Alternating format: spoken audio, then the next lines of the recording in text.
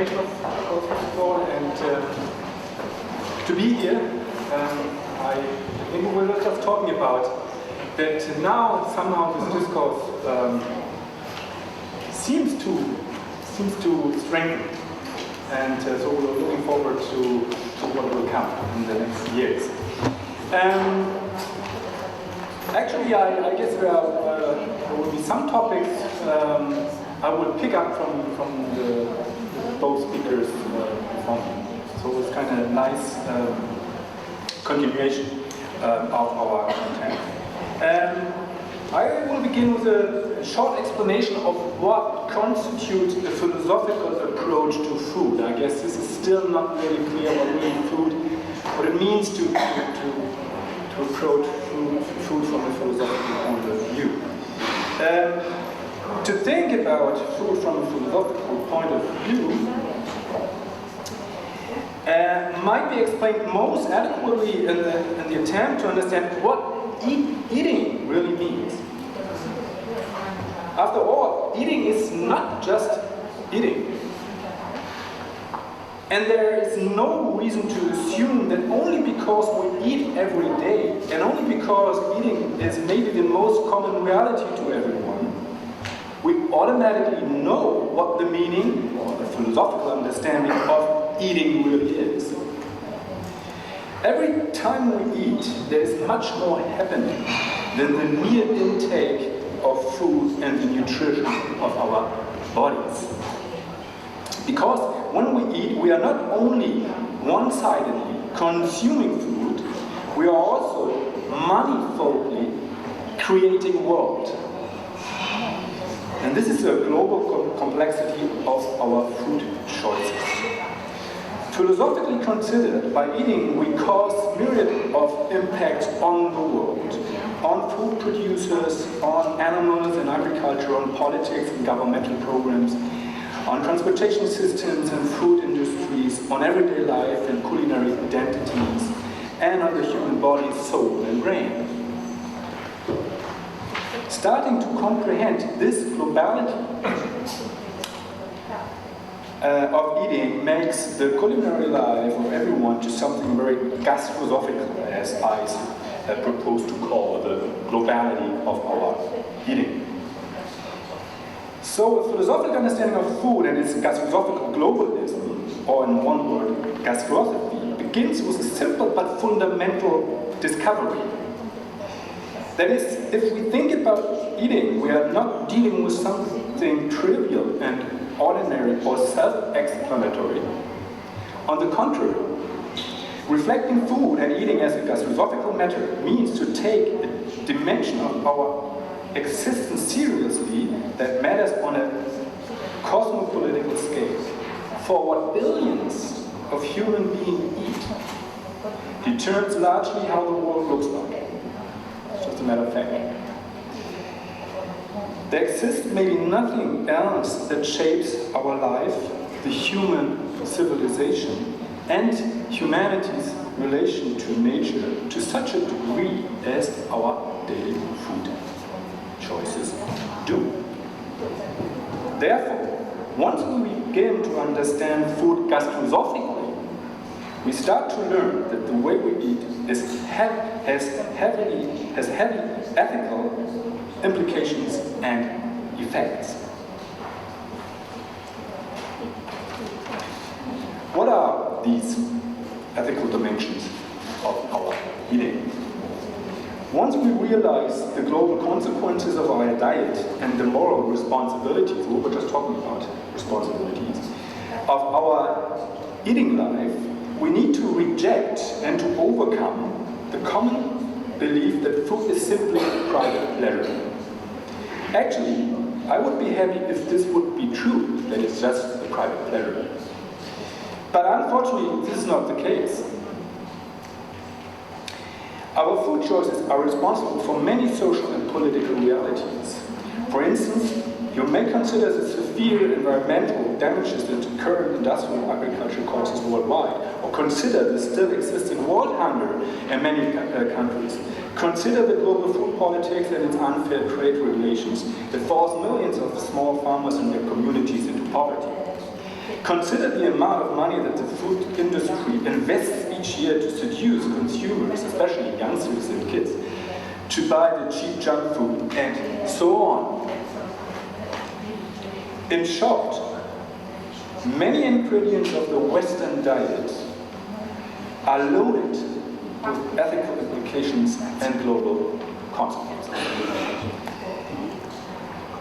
If we think about food in such a way, gastrosophically, we become aware of how many morally relevant matters are related to our daily food choices and our personal way of eating. So instead of following the common belief that food is simply private pleasure and a trivial everyday concern, we should learn to connect ourselves to the ethical dimension of our personal culinary life.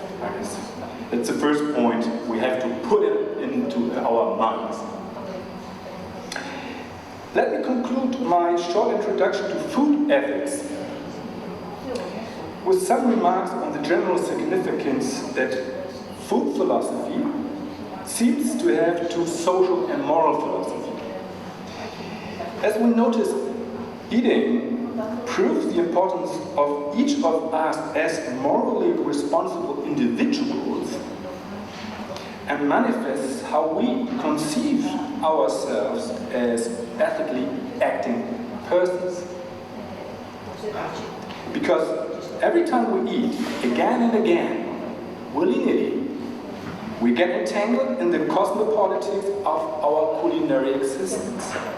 Therefore, the mundane act of daily eating confronts me, as everyone else on the globe, with my personal responsibility and my ethical agency.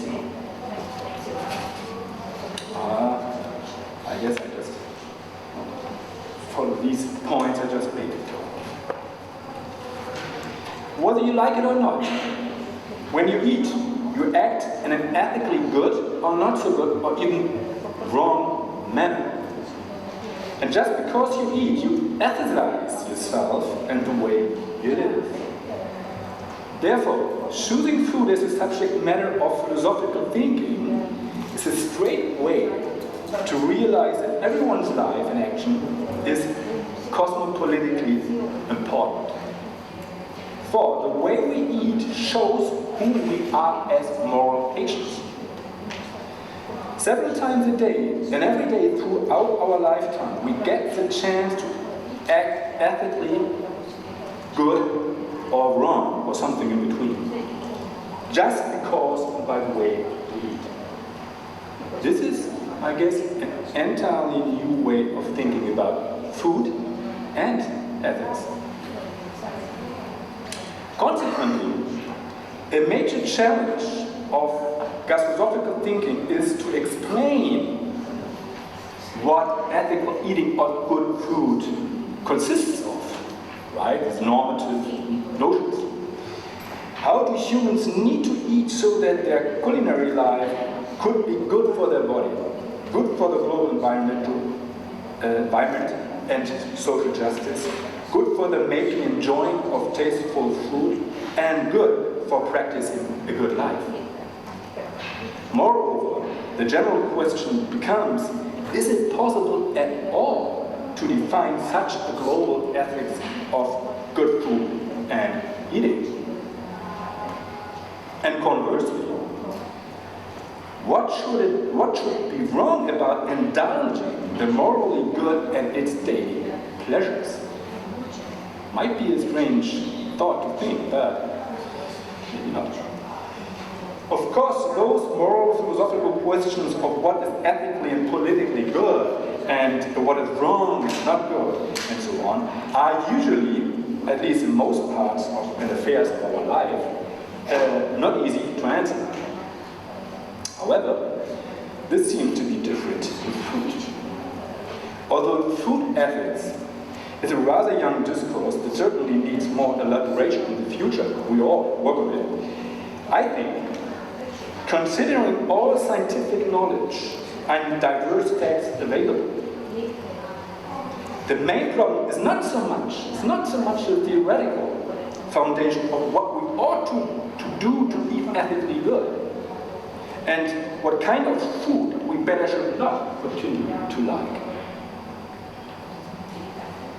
If we look at the successful development of what is called bioethics, after 3 decades only, I am confident that in the next 10 years or so, something like food ethics, the ethics of eating, or simply gastroethics, will be established and generally recognized.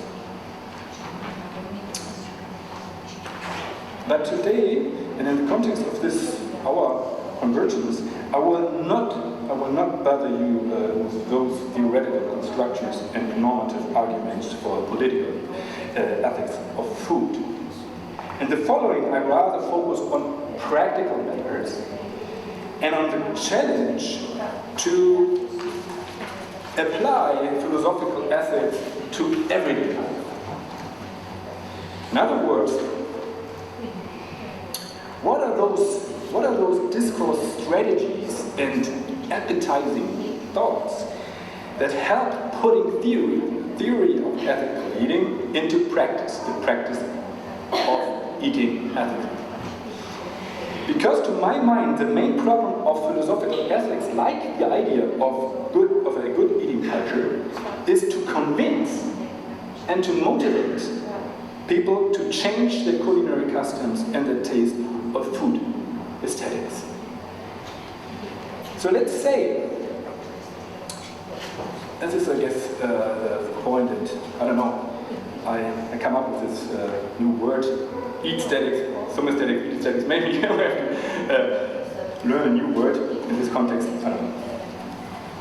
Okay, so let's say, whatever else we ought to do to eat ethically well, there's certainly one thing necessary. I guess this can be said, namely to eat as less meat as possible.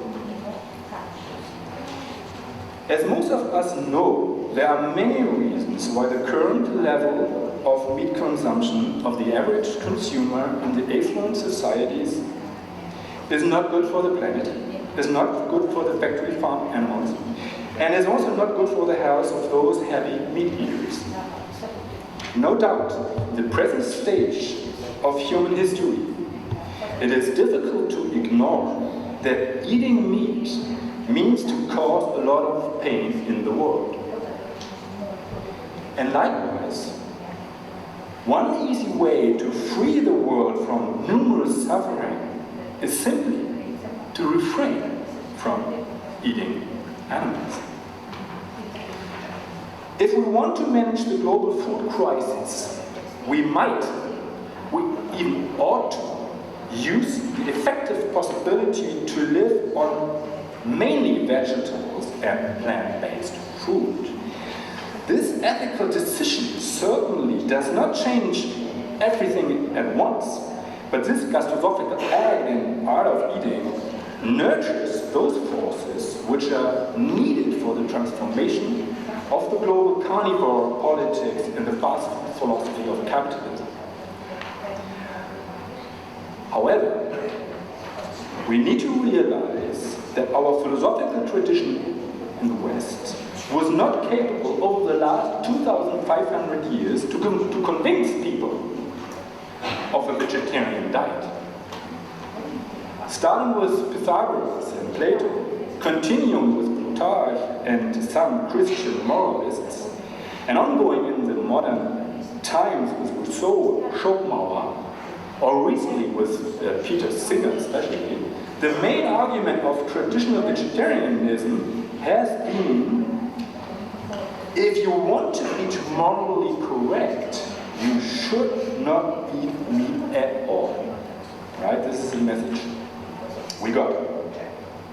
But the majority of people just don't care about those philosophers and their moral teaching. Instead, they ignored their ascetic food ethics and continued to eat meat and animal products as good tasting and nourishing food. It's also just a fact. However, most of the time of human history, it was the cultural privilege of the upper class to be able to afford eating meat on a daily, or at least on a regular basis. Only recently, since the modern meat industry and industrial agriculture managed to produce huge quantities of cheap meat by means of factory farming methods and so on, eating animals is now one of the few, of course unethical, pleasures in everyday life for the majority of ordinary people. This is an important fact to understand. If philosophers confront people with a vegetarian diet, they risk to make virtue hateful, and they scare people away from ethical practice. For those who like to eat meat and who are at least used to a carnivore cuisine, the duty to refrain from pleasurable taste must be felt as a sheer, less sad and gloomy moral asceticism. Consequently, a change of the unethical way they eat is not likely to happen, and eating ethically good might remain nothing more than an unrealistic utopia of just a few conscientious eaters and humanists.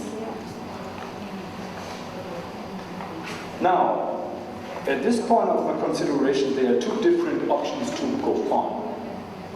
Either we forget all about food ethics and all about changing our current culinary customs, of course, with the inevitable consequence that the global food crisis will automatically increase in the next centuries.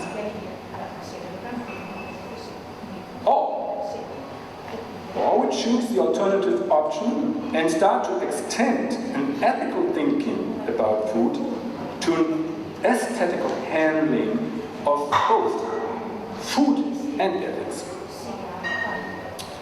And I will argue for this alternative. This step in my strategy to aesthetize ethics is sympathetic to Immanuel Kant and his method, how he responded to Friedrich Schiller's objection that Kant's ethics would be too strict and rigorous.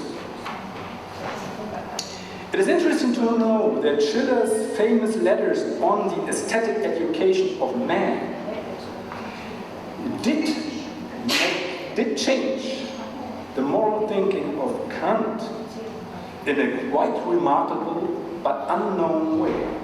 For in Kant's late Anthropology from a Pragmatic Point of View, which was published a few years after Schiller's letters on the aesthetic education of man, Kant conceded that any moral philosophy which is not related to an aesthetic culture of virtue,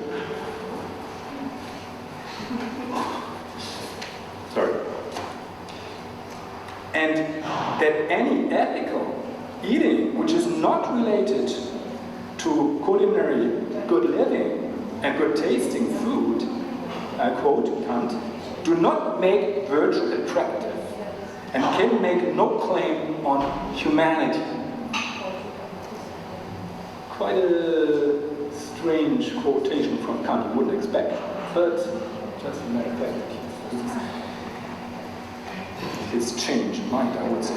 Such an ethic, so I quote here, this is word to make virtue attractive and to make the idea.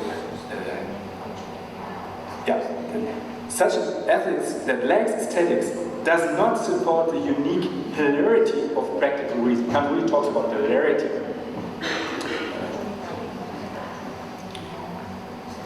The point I want to make here is to take up this Schiller's and Kant's wise aestheticization of ethics to make virtue attractive and to make the ideal of a hilarious humanity popular. If we use such a pragmatic strategy in the context of food ethics, the first attractive and certainly hilarious consequence would be that we should deliberately reject the moral duty and unreasonable demand to strictly live without eating meat. Might be a surprising consequence. The point I want to make here is simply the following argument. If the moral virtue to live without eating meat at all is not attractive for most of us, and if the food ethics that enthrones this aesthetic imperative will surely scare away people from changing their meat-centered culinary life, given this is the matter of fact, then the ethical theory of good food and humane eating culture should better offer an aesthetically attractive recipe. The reason why I think that the recipe of such a gastrosophilic good taste is possible turns out to be rather simple. For a creative and delicious, for a creative and delicious, a joyful and yet ethically good cuisine is practically possible, even without meat. The pleasures and virtues of ethically good eating cultures can provide a social good living and happiness without depending on any animal ingredients. The only practical virtue, or moral duty if you like, for cultivating this gastrosophical humanity is that we learn to take meat as non-meat and non-meat as meat. But this sort of thinking requires nothing else as to know that animal ingredients are not necessary to prepare good food. And accordingly, we should know that non-meat ingredients like vegetables and other plant-based products can be used as a sustainable source for a tasty cuisine. So in the last part of my talk, I want to present 5 artistic examples of good food and its meatless meat, so that you get some ideas of how to aesthetize the ethics of eating. Now, here I also jump to them. 1,000 years ago, some Chinese Buddhist monks invented tofu and fu as the first meat substitute in the history of cooking.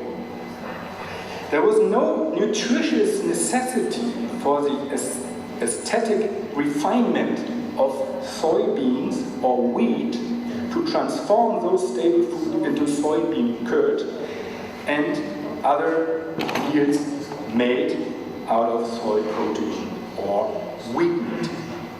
The invention of tofu cuisine in the Far East, long time ago, has been the creative response to the unpleasant circumstance, from their point of view, that the Buddhist ethics teaches a strict vegetarian diet.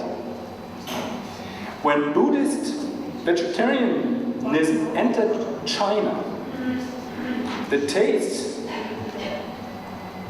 defining eating culture there was relying heavily on meat.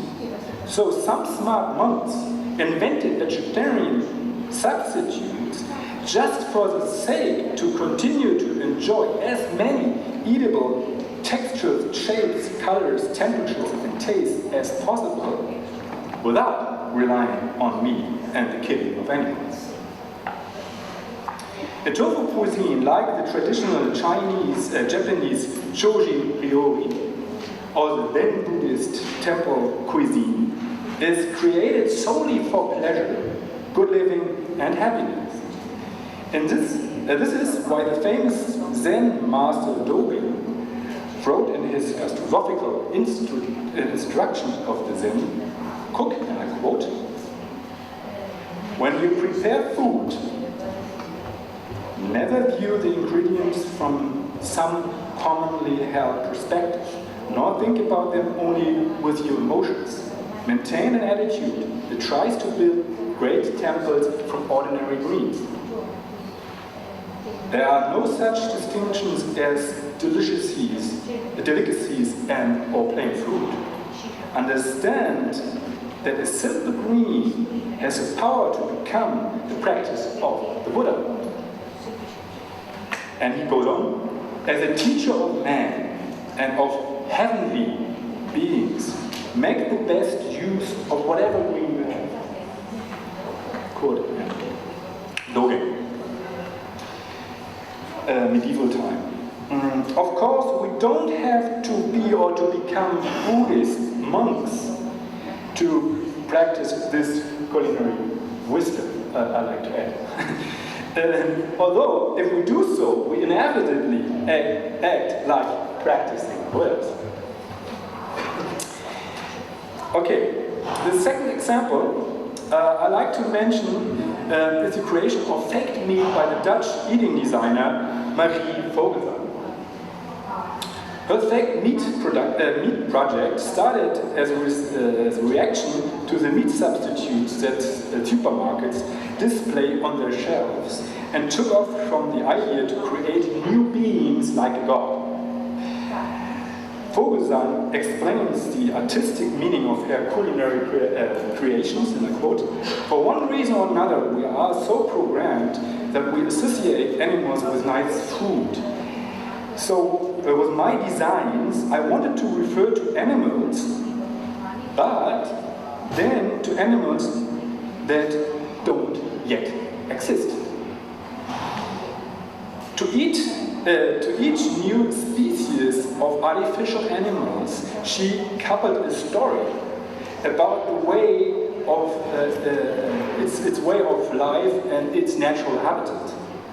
One of them, for example, is a fish with colorful stripes, you can see here, by which the connoisseur can see that it contains a high proportion of antioxidants and protein.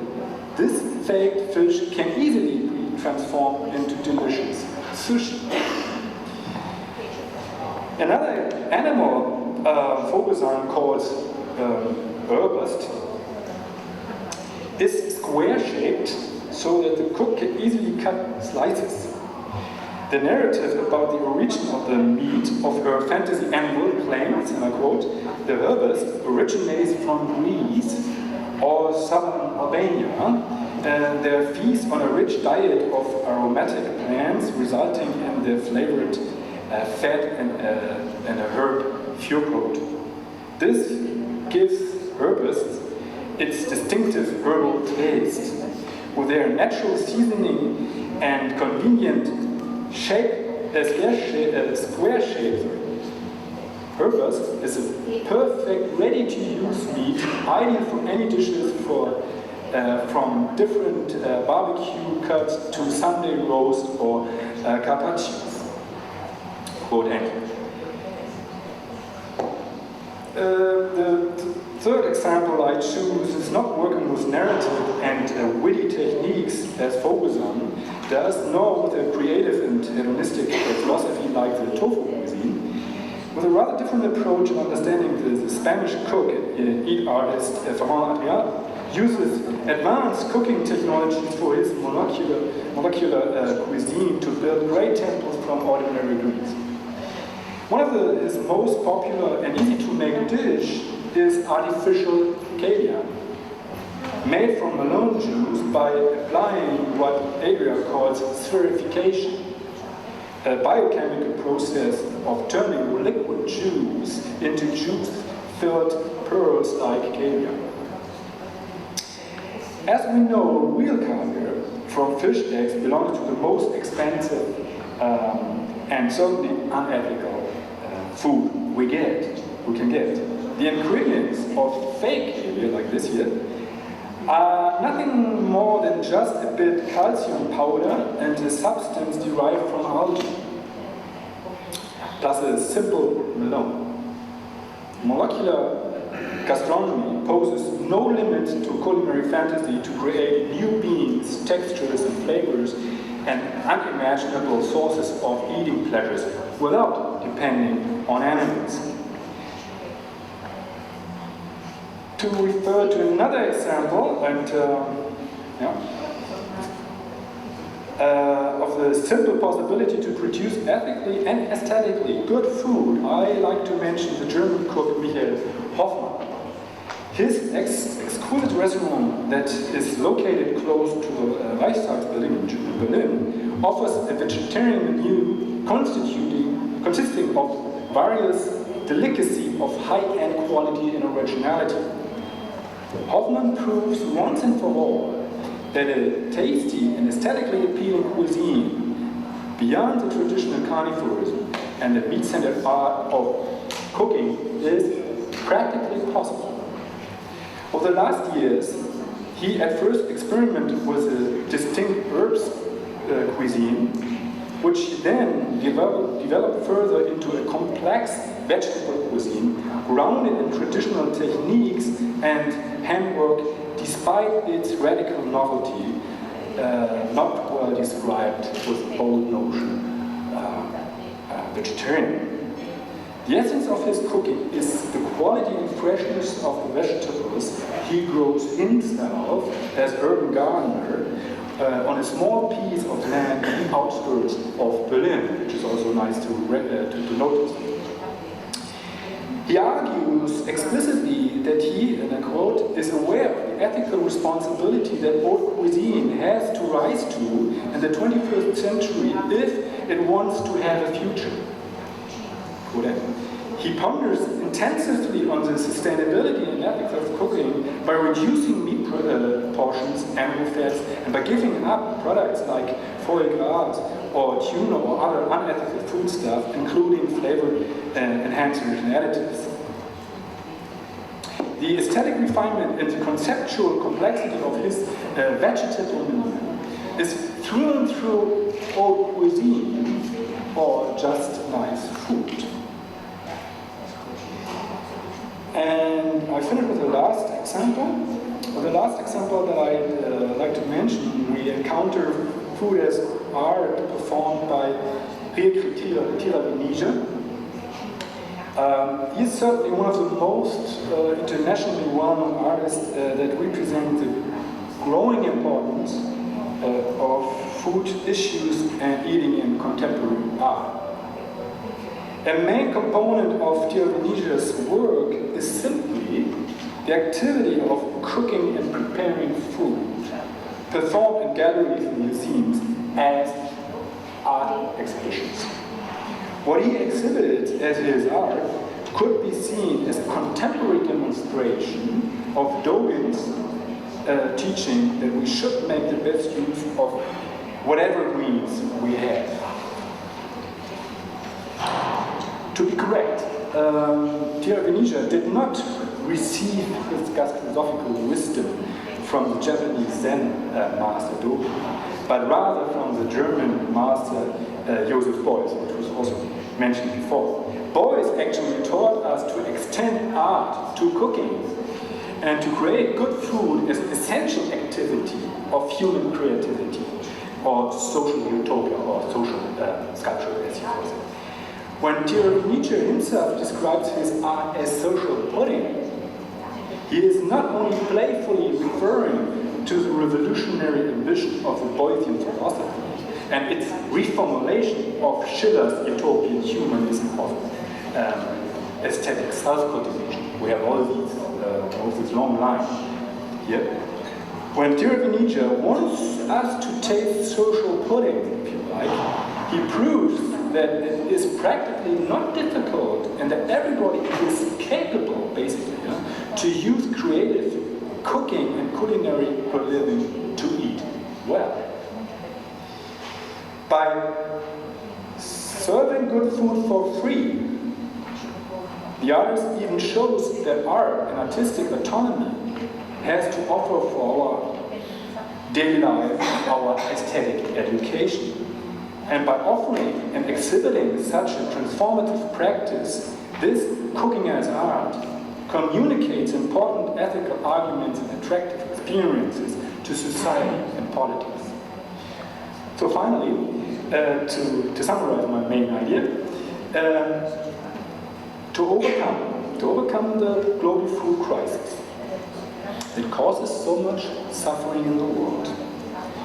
We might use our creativity and our philosophy to come up with a new idea, the meatless meat of good food. Because eating well is one word and joyful practice that combines ethics with aesthetics.